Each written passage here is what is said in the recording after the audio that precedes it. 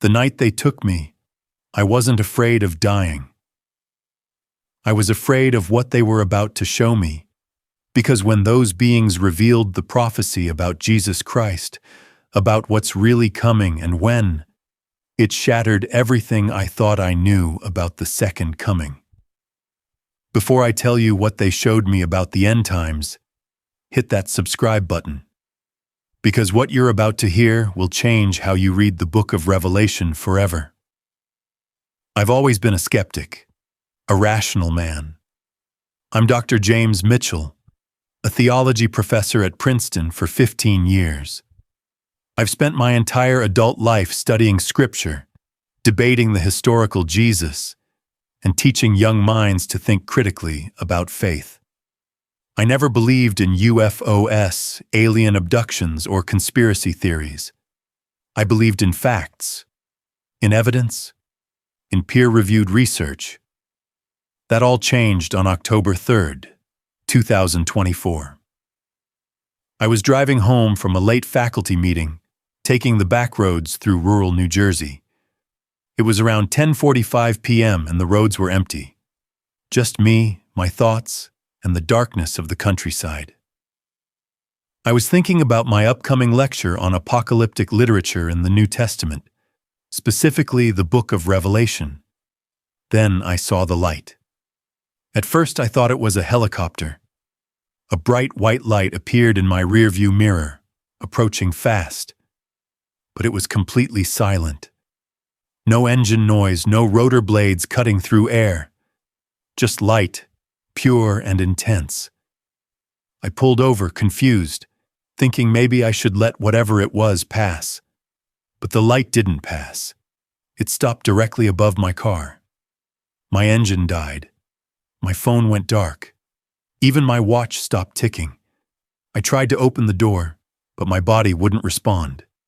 It was like being awake during surgery, conscious, aware, but completely paralyzed. Panic set in as I realized I couldn't even scream. The light intensified until it was all I could see. White, blinding, all-consuming. And then I felt myself rising, not lifted by hands or pulled by rope, but simply rising, as if gravity had decided I no longer applied to its rules. I floated up through the roof of my car, through solid metal and glass as if they weren't there, and into the light above. The sensation was impossible to describe. I wasn't afraid anymore. The panic vanished, replaced by an overwhelming sense of calm, peace, almost like being welcomed home after a long journey. When the light faded, I was standing in a corridor. Not a hallway in any building I'd ever seen, but a corridor nonetheless.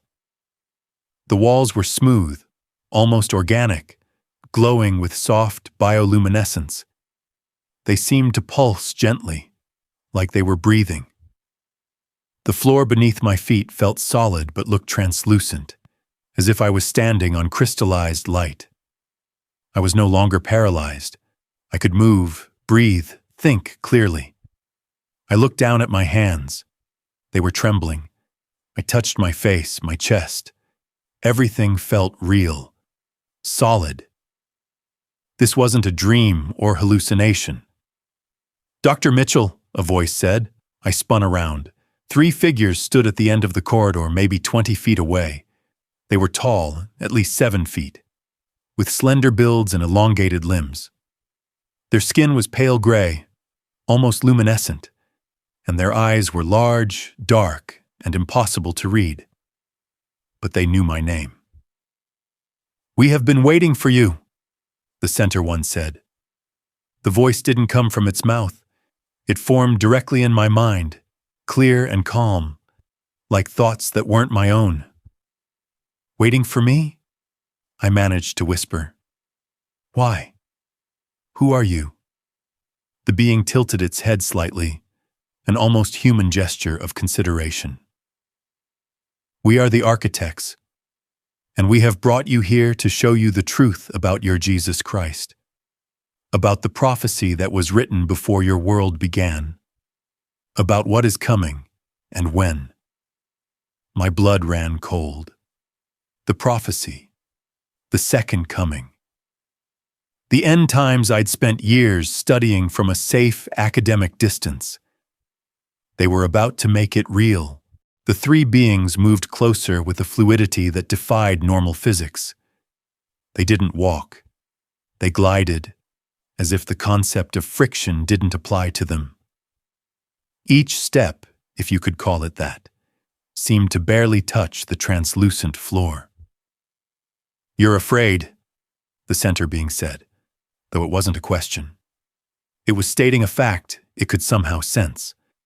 "Of course I'm afraid," I said, my voice steadier than I felt. "I've just been abducted by whatever you are. What do you expect?" "Understanding," it replied simply. "We expect you to listen, to witness, to carry the message back to your people." "What message?" I demanded. "And why me?" "I'm a theology professor. I study ancient texts. I don't believe in alien abductions." The being on the left spoke, its voice different, slightly higher, almost feminine. "You do not need to believe in us. You only need to believe in what we show you. And we chose you precisely because you are a scholar of your Christ. You understand the scriptures. You know the prophecies. You will recognize the truth when you see it. We are the architects," the center being continued. "We have observed your species since before your written history began. We have witnessed the rise and fall of countless civilizations on your world. We have seen your prophets, your saviors, your teachers, and we have protected the timeline that leads to your salvation." "Protected the timeline?" I repeated. "What does that mean?" The being on the right spoke for the first time, its voice deeper, resonating like distant thunder. "Time is not linear as you perceive it. It branches, splits. Every choice creates new possibilities. Most of those branches lead to extinction. Only a few lead to transcendence. We guide species toward the branches that lead to life." My academic mind struggled to process this. "Are you saying you manipulate time?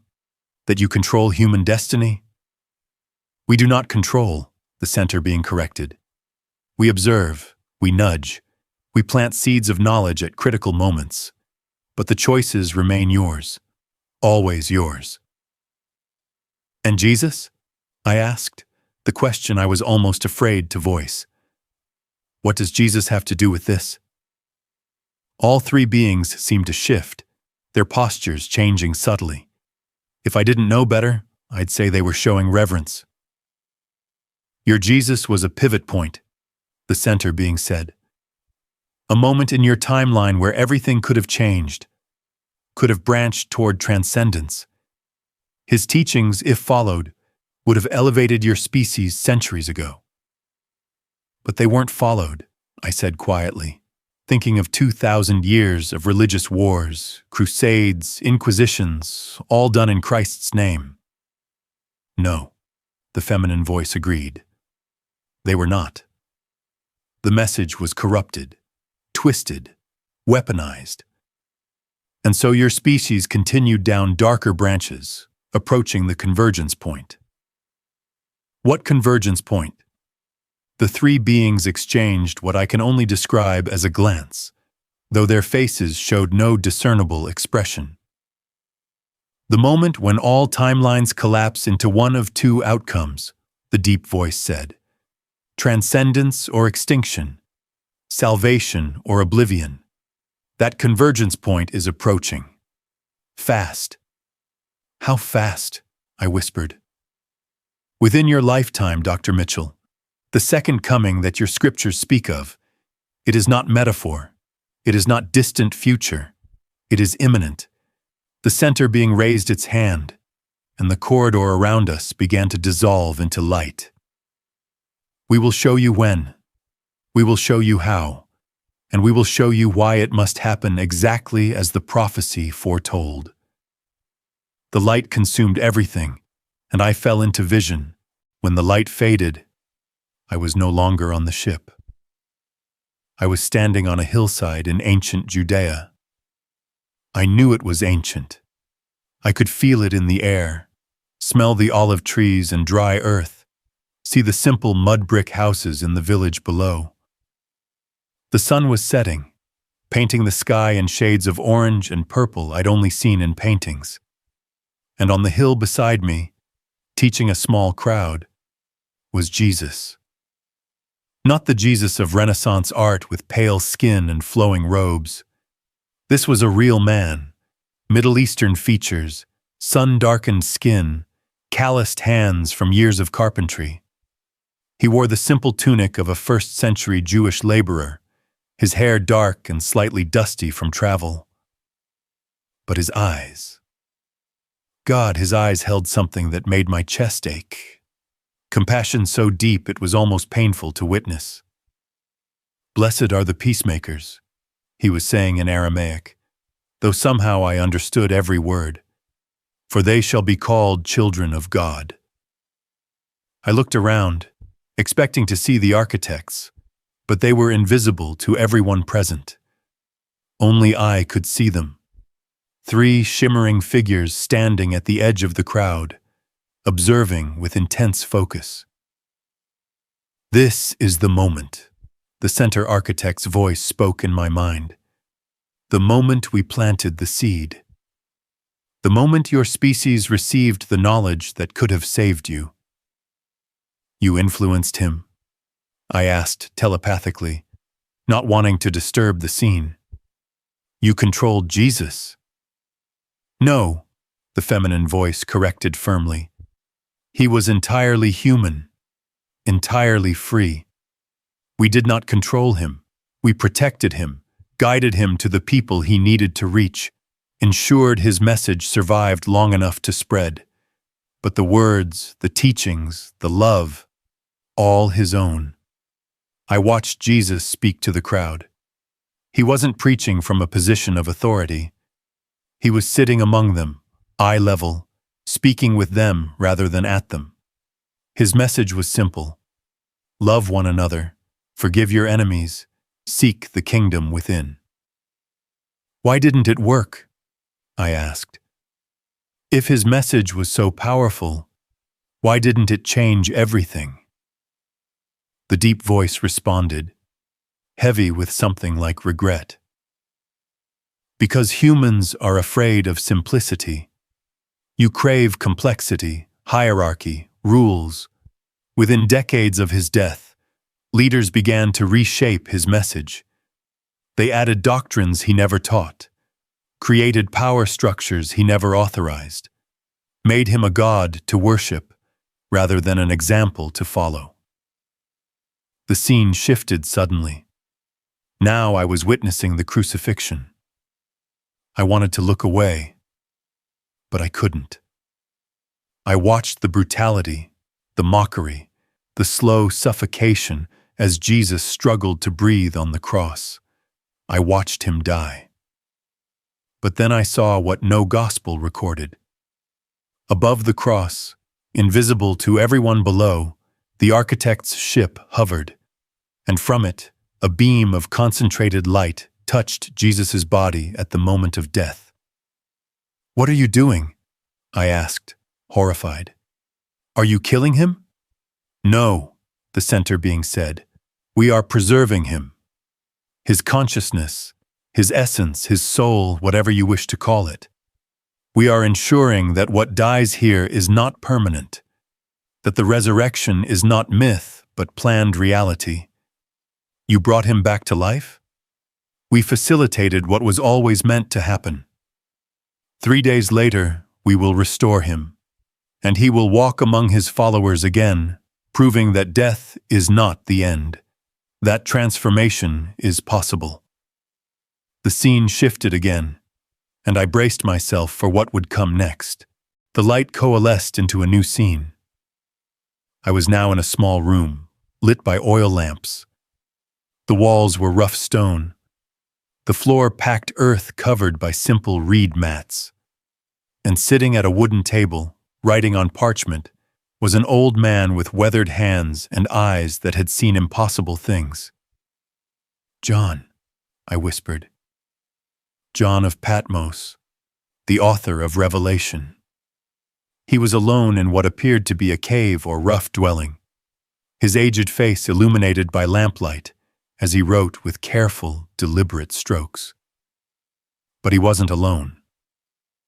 Standing behind him, invisible to his physical eyes, but clearly communicating with him, was one of the architects. "We gave him the prophecy," the center being's voice explained. "Not all at once. Not in clear, simple terms, but in visions, in symbols, in metaphors, his mind could process without breaking." "You dictated the book of Revelation?" I asked, stunned. "We showed him possibilities. Timelines, probable futures. He translated them into the language and imagery of his time. The beasts, the seals, the trumpets. All his interpretation of what we showed him about humanity's potential futures." I watched as John wrote, his hand trembling. Occasionally he would stop, close his eyes, and seem to be listening to something only he could hear. Then he would continue writing. "The prophecy is not about punishment," the feminine voice said. "It is about transformation, about the death of an old world and the birth of a new one, about humanity finally evolving beyond its violent, fearful nature." "But Revelation speaks of tribulation," I protested, "of suffering and death and judgment." "Yes," the deep voice confirmed, "because transformation is painful. The caterpillar must dissolve completely before it becomes a butterfly. Your civilization must collapse before it can be rebuilt correctly. That is not punishment. That is necessity." The scene shifted again. Now I was seeing rapid flashes of future events: wars, natural disasters, economic collapse, pandemics, technologies running out of control. Everything the modern world feared, compressed into a terrifying montage. "This is what's coming?" I asked, my voice small. "This is what is already beginning," the center being said. "Your species has reached the convergence point. The next 20 years will be the tribulation John wrote about. Not because we decree it, but because humanity has created it through centuries of choices that prioritized greed over wisdom, power over compassion, division over unity. Can it be stopped? No. But it can be survived. And from the ashes, something new can be born." The montage slowed, focusing on a specific scene. The sky above Jerusalem splitting open, light pouring down, and descending from that light, surrounded by ships that humanity could no longer deny, was Jesus. But he wasn't coming alone. With him were thousands of beings like the architects, and millions of humans who looked transformed, radiant, evolved beyond their current limitations. "The second coming," I breathed. "Yes," all three beings said in unison. "And we will show you exactly when it will happen. We will show you the timeline, the signs, the sequence of events. Because you must prepare your people. You must help them understand that what is coming is not the end, but a beginning." The light intensified again. "And we will show you what role Jesus will play in what comes next." The light dissolved into something I can only describe as a living calendar. Time itself became visible, a river of golden light flowing before me, branching and splitting into countless tributaries, each representing a different possible future. "Time is not fixed," the center architect explained. "Every choice creates new branches, but at certain points the branches converge. Those are the moments that matter. The pivot points. The golden river before me condensed, many branches fading until only a few remained. These grew brighter, more defined. "Show me," I said, though my voice trembled. "Show me when the second coming happens." The timeline zoomed forward, years passing in seconds. I saw dates flash by: 2024, 2025, 2026. The river flowed faster, key events marked by pulses of light. "First comes the awakening," the feminine voice narrated, "humanity's awareness of our presence. That has already begun. Your governments can no longer hide the evidence. The sightings increase. The technology fails to stay secret. By 2027, the truth of extraterrestrial observation becomes undeniable." I watched as the timeline showed news broadcasts, leaked videos, government officials making reluctant admissions, the world realizing it wasn't alone. "Then comes the chaos," the deep voice continued. "Religious institutions fracture. Some embrace the truth. Others fight it violently. Economic systems destabilize. People demand answers their leaders cannot provide. 2028 to 2032, the Great Unraveling." The timeline showed darker images now. Riots, churches burning, stock markets crashing, political upheaval. But also, strangely, moments of incredible unity. Communities coming together, people helping strangers, acts of compassion amid the chaos. "The tribulation sorts humanity," the center being explained. "Those who cling to fear and hatred destroy themselves. Those who choose love and cooperation survive, not through divine punishment, but through natural consequence." "And Jesus," I asked, "when does he return?" The timeline slowed, focusing on a specific point. December 25th, 2033. "Christmas," I whispered. "He returns on Christmas." "The symbolism will not be lost on your people," the feminine voice said, with what might have been amusement. "We are quite deliberate about such things." The scene expanded, showing me the event itself. The skies above every major city on Earth simultaneously filling with ships, not hiding, not concealing, but openly present for all to see. And from the largest ship, descending to Jerusalem, surrounded by light and accompanied by beings both human and non-human, walked Jesus. But this wasn't the humble carpenter from 2,000 years ago. This was Jesus transformed, radiant, his body somehow both physical and transcendent. He had spent 2 millennia learning, growing, preparing for this moment. He returns not to judge, but to teach, the center being said. Not to condemn the damned, but to guide the survivors. Not to end the world, but to begin a new one. "What happens after?" I asked. "After he returns?" "Depends on humanity's choices between now and then. If enough survive the tribulation with their compassion intact, if enough choose cooperation over competition, love over fear, then begins the golden age, the 1,000 years of peace your scriptures speak of. And if not?" Silence, heavy and ominous. Then the timeline branches toward extinction, and Jesus' return becomes a eulogy rather than a celebration, a witness to humanity's failure. The golden river before me split into 2 final branches, one brilliant and ascending, the other dark and descending into nothing. "Which timeline we manifest," the deep voice said, "depends on what you do with this knowledge." The timeline collapsed back into the ship's corridor.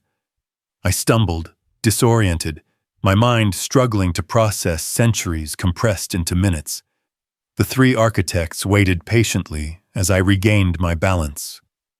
"The signs," I said hoarsely. "Revelation speaks of signs, seals, trumpets, bowls of wrath. Are those real? Literal?" "They are metaphorical descriptions of real events," the center being replied. "John saw them in vision and described them in the only language he had. But yes, each corresponds to actual occurrences in the timeline leading to 2033. The feminine voice continued. "The first seal, the white horse, the conqueror with a crown, already opened. The coronavirus pandemic of 2020. A crown, corona, conquering the world through invisible means." My stomach dropped.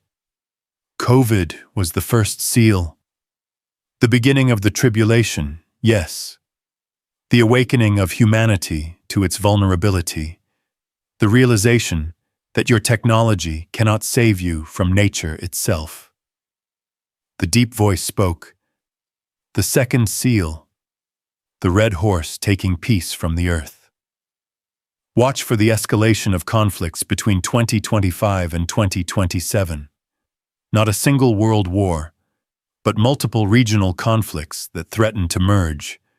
Ukraine, Taiwan, the Middle East. The red horse rides soon." "The third seal?" I asked, dreading the answer. "The black horse. Economic collapse and famine. 2028 to 2030. Your financial systems, built on debt and infinite growth on a finite planet, will crumble. The scales of commerce will fail. A day's wages for a measure of wheat. The fourth seal, the pale horse. Death and Hades. 2030 to 2032. The combination of war, famine, economic collapse, and climate disaster will claim billions, not through a single catastrophe, but through cascading failures of all the systems humanity depends upon. I felt sick. Billions? How many people are going to die? That depends on the choices made in the next few years, the center being said. The timeline is not fixed. Even now, it can branch toward less suffering. But current trajectory suggests approximately 3 billion deaths before 2033. 3 billion, half the world's population. I couldn't breathe. "The fifth seal," the feminine voice continued gently, "is the martyrs under the altar. Those who die speaking truth. Scientists warning about climate. Activists fighting corruption. Journalists exposing lies. They will increase. You may be among them, Dr. Mitchell, if you choose to share what we show you." The sixth seal, cosmic signs. The sun darkened, moon like blood, stars falling. Between 2031 and 2032, your telescopes will detect something approaching your solar system. Not a threat, but undeniable proof that you are not alone. The veil between your world and the greater cosmos will tear completely. "And the seventh seal," I whispered. Silence in heaven for half an hour. The pause before transformation. The moment between 2032 and 2033 when humanity holds its breath, waiting to see if Jesus will truly return or if the prophecy was just another false hope. The deep voice grew solemn. Then the trumpets sound. The bowls pour out. But these are not new punishments. They are the climax of everything already in motion, the final cleansing before the new world can be born. And on December 25th, 2033, he returns. And everything changes. The corridor around us began to shift again. "But there is something else you must understand, Dr. Mitchell. something the prophecy only hints at. Something about Jesus' true purpose in returning. The corridor dissolved into a vast chamber. The walls were transparent, offering a 360-degree view of Earth hanging in space below us. It was breathtaking and terrifying in equal measure. "Beautiful, isn't it?" the center architect said, moving to stand beside me. "So much potential, so much life, so much at stake." "Why are you showing me all this?" I asked. "Why reveal the timeline? Why tell me about Jesus' return?" "Because knowledge changes behavior," the feminine voice replied. "If you know the hurricane is coming, you prepare. You warn others, you save lives. But you said the timeline isn't fixed. If I tell people what's coming, won't that change things? Create different branches?" "Yes," all three beings said in unison. "That is precisely the point," the center being continued. "We are showing you the most probable timeline based on current human behavior. But probability is not destiny. If enough people change, the timeline shifts. Fewer die, less suffering occurs. The transition becomes less catastrophic. Then why tell me Jesus returns in 2033? Won't people just wait for him to save them instead of doing the work themselves?" The deep voice rumbled with something like approval. "You are thinking clearly, Professor." "Yes, that is the danger. Passive waiting for salvation instead of active participation in transformation. That is why you must communicate not just when Jesus returns, but why." The view of Earth below us shifted, zooming in to show cities, forests, oceans. I could see the damage humanity had inflicted. Deforestation, pollution, urban sprawl consuming natural habitats. "Jesus does not return to fix your planet," the feminine voice explained. "He returns to teach you how to fix it yourselves. He does not return to overthrow your governments. He returns to show you how to govern yourselves with wisdom and compassion. He is not your savior in the way you have imagined," the center being continued. "He is your teacher, your guide, your example of what humanity can become when it transcends its current limitations. The second coming is not about Jesus rescuing you from the consequences of your choices," the deep voice added. "It is about Jesus showing you how to live with those consequences and build something better from the ruins." I absorbed this, my theological training wrestling with concepts that contradicted centuries of doctrine. So the golden age, the 1,000 years of peace, that only happens if we do the work. Correct. Jesus' return in 2033 is not the end of the story. It is the beginning of a new chapter. What that chapter contains depends entirely on how many humans survive the tribulation with their souls intact, with their capacity for love and cooperation preserved. And if not enough survive, if too many become hardened by suffering, twisted by fear. The three beings were silent for a long moment.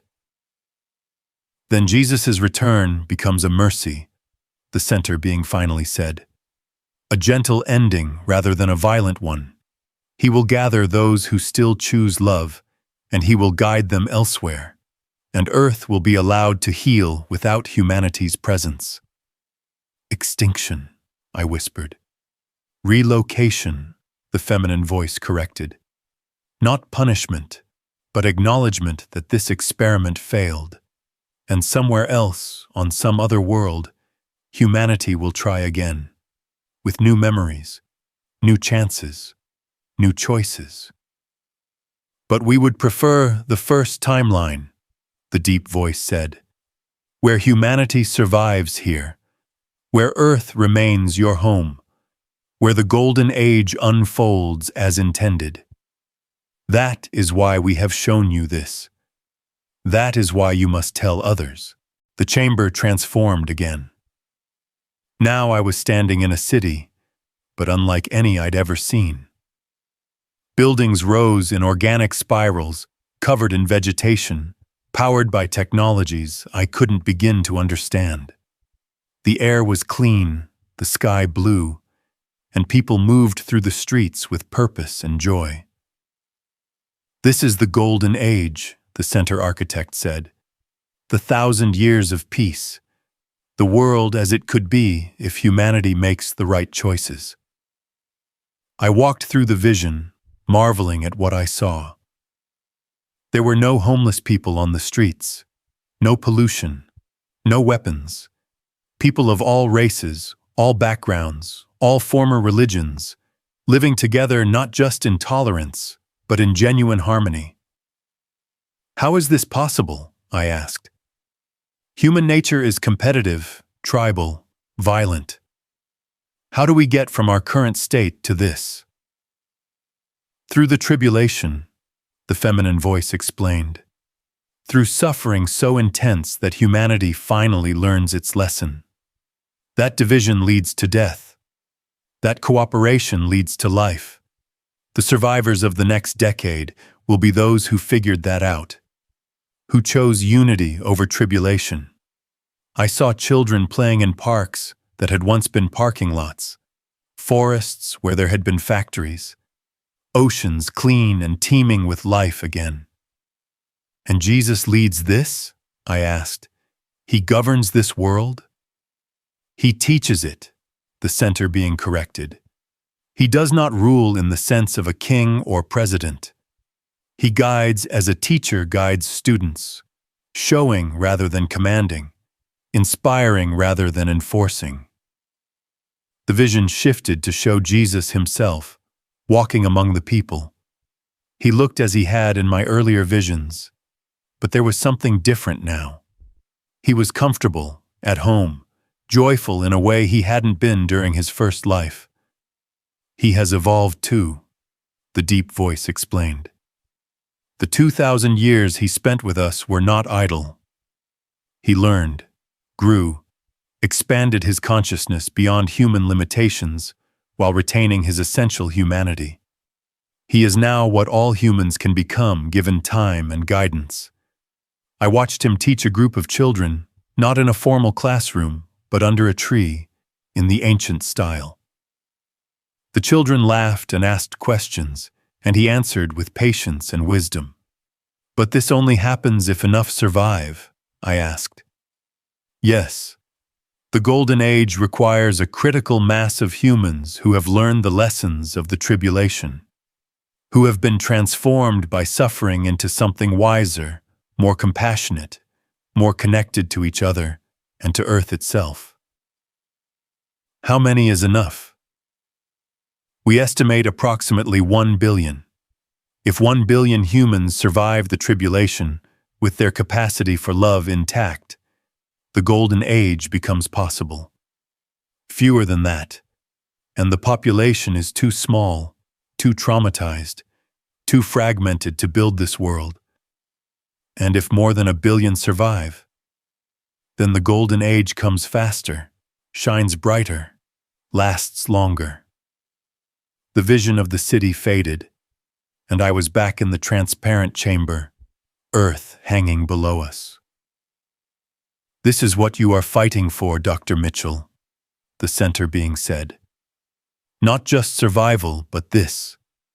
Not just existence, but flourishing. Not just another century of struggling forward, but 1,000 years of peace. How do I convince people? I asked, feeling the weight of it. How do I make them understand? By telling the truth, even when it terrifies them, even when they reject you, even when they call you crazy. Some will listen, and those who listen will survive. The chamber shifted one final time, and now I was standing in what appeared to be a control room. Screens surrounded us, showing scenes from all over Earth. Cities, forests, oceans, deserts. And on each screen, I could see both timelines simultaneously, one showing the golden age, the other showing extinction. Every choice matters, the feminine architect said, gesturing to the screens. Every individual decision creates ripples. A person choosing to reduce their consumption. A politician choosing truth over expediency. A corporation choosing sustainability over profit. A parent teaching their child compassion instead of fear. I watched the screens, seeing countless small moments that seemed insignificant in isolation, but accumulated into massive shifts in probability. But also, the deep voice added, every choice in the opposite direction matters. Every act of hatred, every lie told for profit, every decision to prioritize short-term gain over long-term survival. These too create ripples, the center being approached me directly. You must understand, Dr. Mitchell, we cannot make humanity's choices for you. We can only observe, guide, and occasionally intervene to keep the timeline from collapsing entirely. But the fundamental choice, evolve or die, that belongs to your species alone. Why? I asked. Why can't you just fix things? You clearly have the technology, the knowledge. Why let billions die when you could prevent it? Because a lesson learned through intervention is not learned at all, the center being replied. If we save you from the consequences of your choices, you learn nothing. You remain children, dependent on us to rescue you every time you make a mistake. True evolution requires experiencing consequences, even terrible ones. That seems cruel. It seems cruel from your perspective. From ours, it is mercy, because the alternative is eternal childhood. A species that never grows up, never takes responsibility, never reaches its potential. The feminine voice added, we have watched thousands of species across the galaxy face this same crossroads. Some choose wisely and ascend to maturity. Others refuse to change and destroy themselves. It is always their choice. Always. And Jesus? I asked. Where does he fit in this? Is he one of you? Is he human? Is he something else? The three beings exchanged that wordless communication again. Jesus is unique, the center being finally said. He is fully human, born of your world, subject to your limitations. But he is also more. His consciousness has been expanded, his lifespan extended, his understanding deepened. He is what humans can become, a bridge between your species and the greater cosmic community. He chose to return, the deep voice continued. We offered him the option to remain with us, to live eternally free from Earth's struggles. But he chose to go back, to help his people through their darkest hour. That is the measure of his love. And that, the feminine voice concluded, is why his return matters so much. Not because he will save you from yourselves, but because his presence will inspire enough people to save themselves, to choose love over fear, unity over division, life over death. That is the choice, the center being said, looking directly into my eyes. And you, Dr. Mitchell, are now part of that choice. What you do with this knowledge will create ripples, influence others, shift probabilities. No pressure, I said weakly. Precisely the right amount of pressure, the being replied. The screens around us dimmed until only one remained bright, showing a specific date.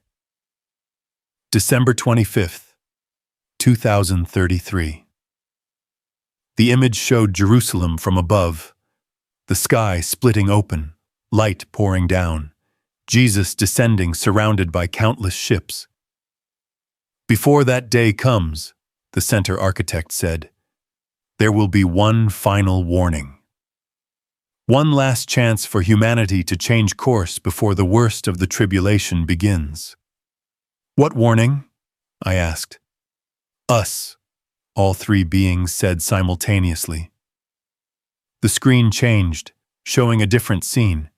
Ships appearing over major cities, not hidden but visible to everyone.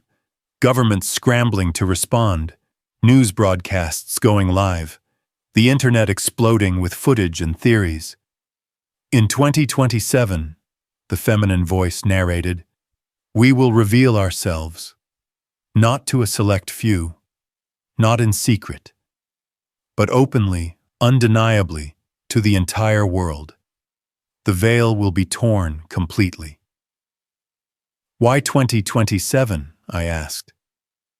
Because it is the last moment when revelation can still prevent the worst outcomes, the deep voice explained.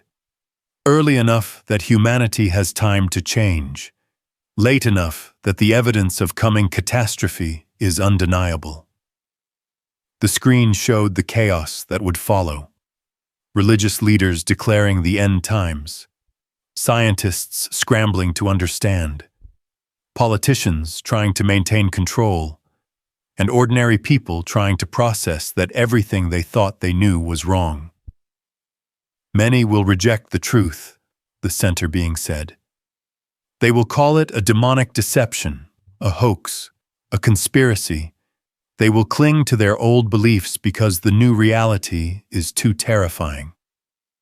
But many will accept it, the feminine voice added, and those who accept it will begin preparing. Not for the end of the world, but for its transformation. They will be the ones who survive, the ones who build the golden age. What should people do? I asked. If they believe this, if they want to prepare, what should they do? The three beings moved closer, forming a semicircle around me. Build community, the center being said. The tribulation will destroy individualism. Only those connected to others will survive. Learn to cooperate, to share resources, to trust your neighbors. Reduce consumption, the feminine voice added. Live simply, sustainably. Every act of restraint now reduces the severity of collapse later. Every choice to consume less is a vote for survival. Seek truth, the deep voice commanded. Question authority. Verify information. Learn to distinguish between propaganda and reality. The tribulation will be amplified by lies. Those who see clearly will navigate it better. Practice compassion, the center being continued. Not just toward those like you, but toward everyone. The tribulation will sort humanity into those who help and those who hoard. Choose to be helpers. And prepare spiritually, the feminine voice said softly. Not by clinging to dogma, but by developing your connection to the divine. However you understand it, whatever name you give it, you will need that connection to survive what's coming with your soul intact.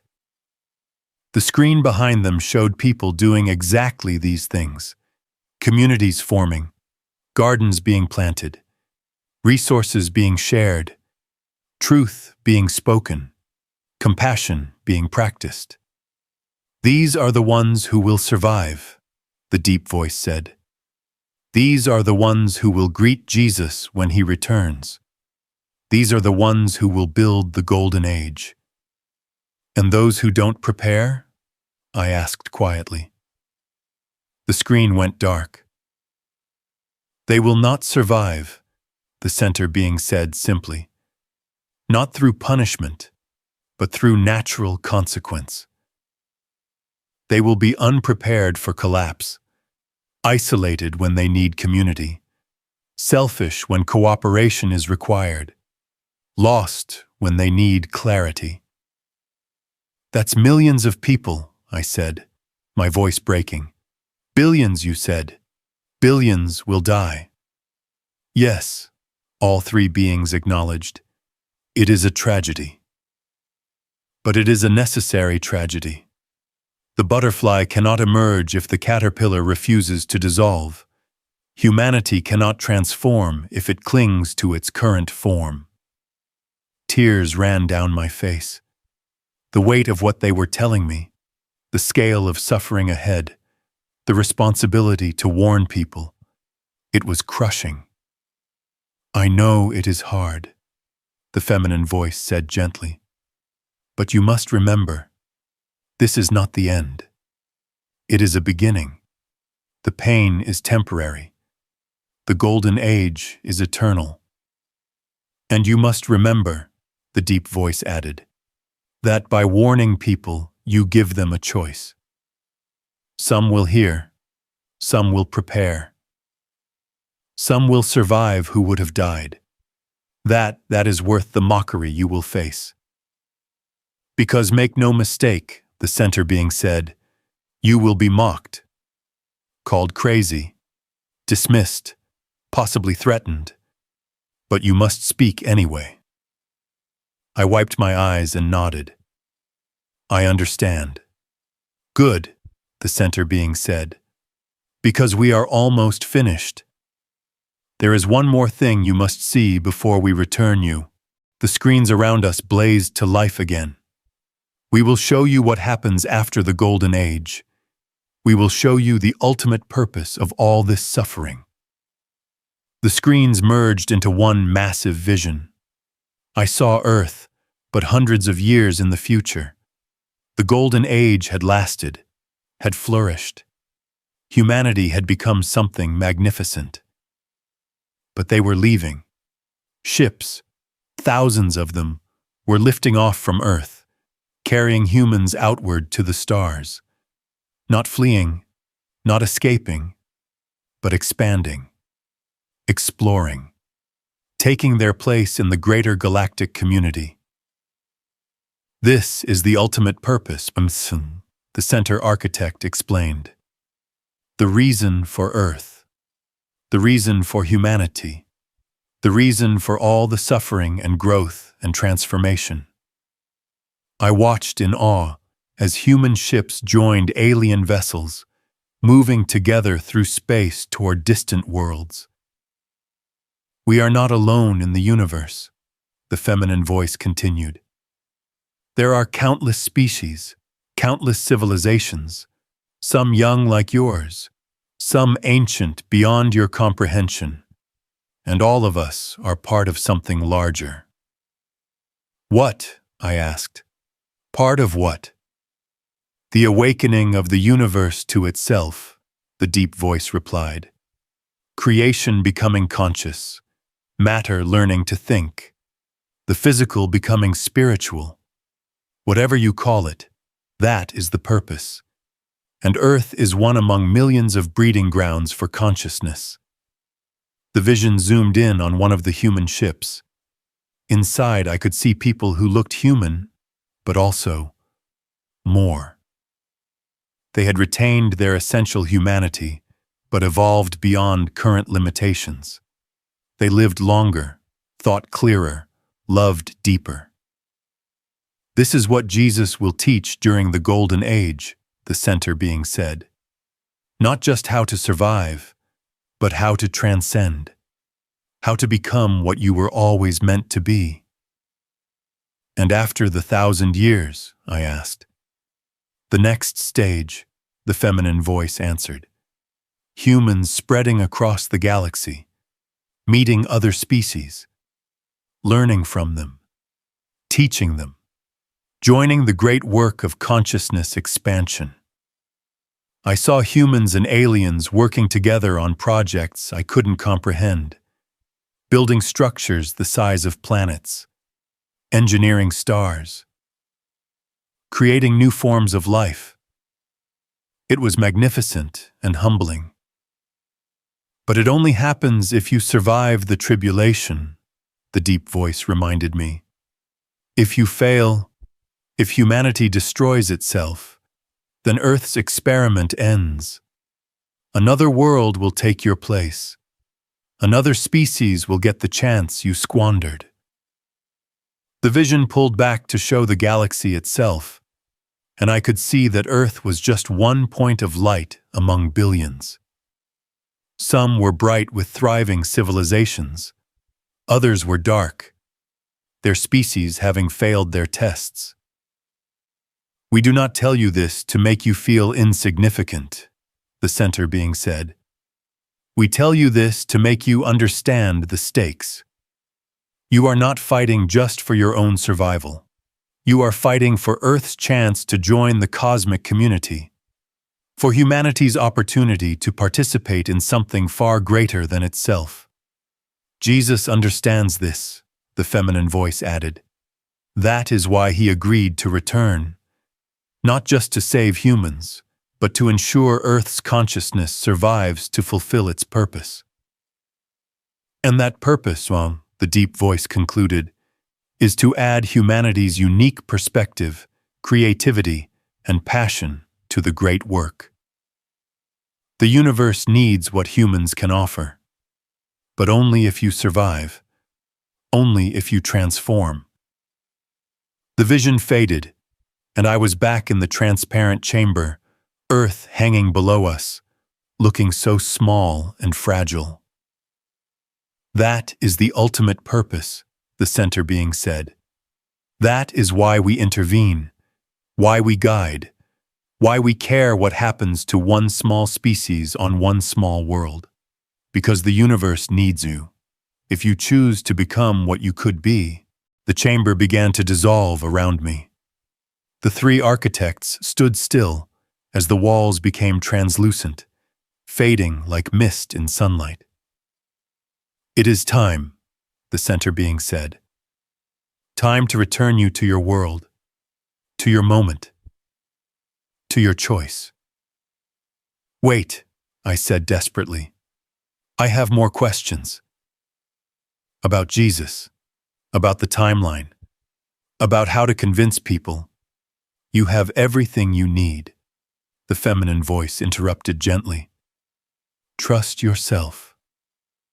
Trust the knowledge we have given you. Trust that those who need to hear will hear. But what if I fail? I asked. What if I tell people and they don't listen? What if nothing changes? The deep voice rumbled with something like compassion. Then you will have done what you could. That is all anyone can do. Plant seeds, water them, hope they grow. But you cannot force the harvest. The center being approached me one last time, placing its hand on my chest. I felt that familiar warmth, that sense of being known completely. Remember this feeling, it said. When you doubt, when you fear, when you wonder if any of this was real, remember this moment. Remember the touch. Remember the truth. The feminine voice added, and remember the date. December 25th, 2033. Write it down. Share it. Let it be an anchor point. Something concrete that can be verified when the time comes. Will I see you again? I asked. In 2027, the center being confirmed. When we reveal ourselves to the world, you will recognize us, and others will remember your warnings and know you spoke truth. Until then, the deep voice said, live. Teach. Prepare yourself and others. Be the change you wish to see. Embody the lessons Jesus taught. That is how you help tip the timeline toward survival.